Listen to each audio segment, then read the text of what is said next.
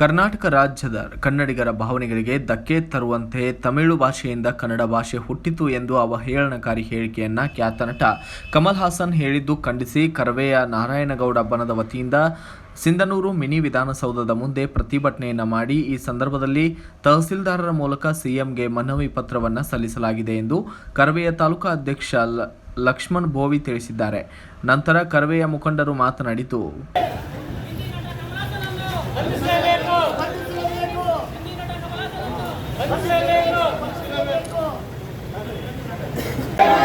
ಎಲ್ಲಿವರೆಗೆ ಹೋರಾಟ तत्कागी तस्ला भी इसमें स्ट्राइक चल रहा है इसलिए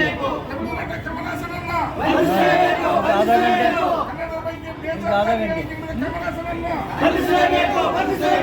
मीटिंग है ना अंदर चलेगा.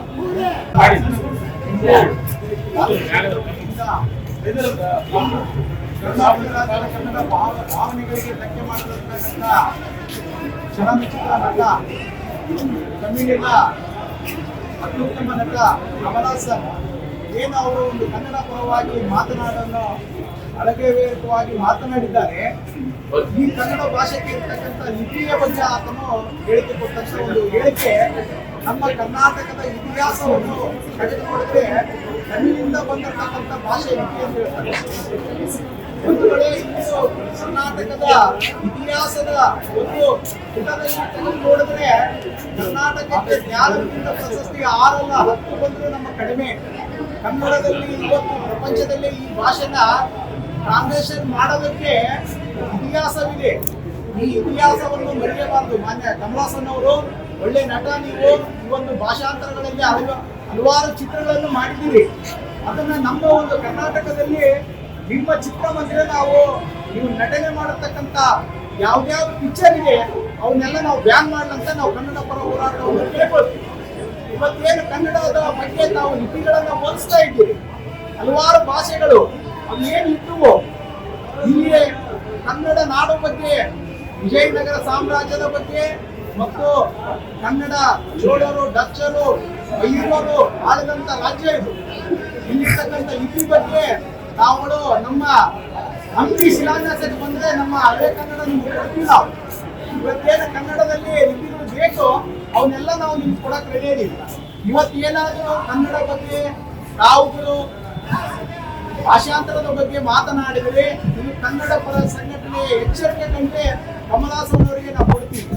ತಮಿಳುನಾಡಿನ ಜನ 70% ಬೆಂಗಳೂರಲ್ಲಿದ್ದರೂ ಕೂಡ ಕನ್ನಡದಲ್ಲಿ ಭಾಷೆಯಲ್ಲಿ ಯಾವ ರೀತಿ ಮಾತನಾಡಬೇಕು ಅನ್ನೋದನ್ನ ನಾವುಗಳು ನೆನಪಿಟ್ಕೋಬೇಕು. ತಮಿಳು ಭಾಷಾಂತರ ನಾವು ಯಾವುದೋ ವಿರೋಧಿಗಳಲ್ಲ. ಮಾನ್ಯ ಬಂಗಾರಪ್ಪನವರ ಸರ್ಕಾರದಲ್ಲಿ ಎಚ್ಚರಿಕೆ ಕಂಡೆ ಕೊಟ್ಟಿದ್ದಾರೆ ತಮಿಳುನಾಡಿನ ಜನರಿಗೆ. ಇದು ನಾವು ಗಮನಿಸಬೇಕು. ಇಂದಿಗೂ ಕಾವೇರಿ ಬಗ್ಗೆ ಹೋರಾಟ ನಡೀತಾ ಇದೆ. ಇಂದಿಗೂ ಭಾಷಾಂತರ ಬಗ್ಗೆ ನಾವು ಹೋರಾಟ ಮಾಡ್ತಾ ಇಲ್ಲ. ಕಮಲ್ ಹಾಸನ್ ಅವರೇ ಇದ್ರ ಬಗ್ಗೆ ನೀವು ಸ್ಪಷ್ಟೀಕರಣವಾದಂತ ವಿಚಾರಗಳನ್ನ ಅಳವಡಿಸಿಕೊಂಡು ಕನ್ನಡ ಬಗ್ಗೆ ಲಿಪಿಗಳನ್ನು ತಿಳ್ಕೊಂಡು ನೀವು ಮಾತನಾಡಬೇಕಂತ ಹೇಳಿ ಇಂದು ನಮ್ಮ ಕರ್ನಾಟಕ ರಕ್ಷಣಾ ವೇದಿಕೆ ತಾಲೂಕು ಘಟಕ ವತಿಯಿಂದ ನಾವು ಮಾನ್ಯ ಮುಖ್ಯಮಂತ್ರಿಯವರಿಗೆ ಇಂದಿನ ಸರ್ಕಾರಕ್ಕೆ ನಾವು ಎಚ್ಚರಿಕೆ ಗಂಟೆ ಕೊಡ್ತೀವಿ. ಹಲವಾರು ಭಾಷಾಂತರ ನಮಗೆ ಕನ್ನಡ ಬಗ್ಗೆ ಮಾತನಾಡಿದರೆ ನಮ್ಮ ರಾಜಕಾರಣಿಗಳು ಕೊಡ್ತಾ ಇಲ್ಲ. ನಾವು ಸರ್ಕಾರಕ್ಕೆ ಎಚ್ಚರಿಕೆ ಗಂಟೆ ಕೊಡ್ತೀವಿ.